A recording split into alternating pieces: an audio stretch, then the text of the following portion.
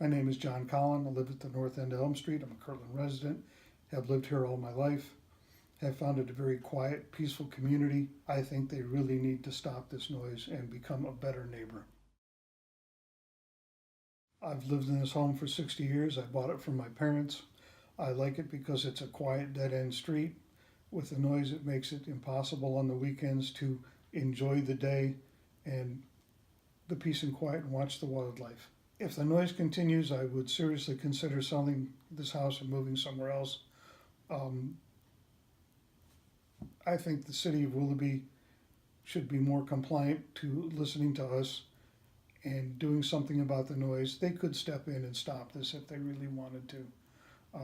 They shouldn't take down their signs that say the Courtesy City, because they are not. There's times where I've taken off. I've gone somewhere else away from my home because I didn't want to hear it. I just didn't want to listen to it. It's that constant, and it's not. I remember we went to a meeting over in Willoughby. They said, "Well, it's like hunting." I'm like, "No, it's not hunting." You know, I've shot skeet, I've shot trap, and I've hunted birds, upland birds. It's a lot different because it's a constant. Every half a second, they're firing. You know, they're saying pull, and they're firing off a bird, and they're shooting. And it's just annoying as all get out to think that they don't care.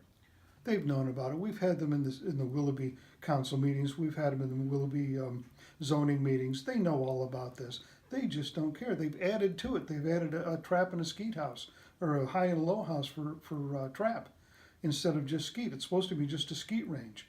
I think they really need to look into the impact they're having on the community around them.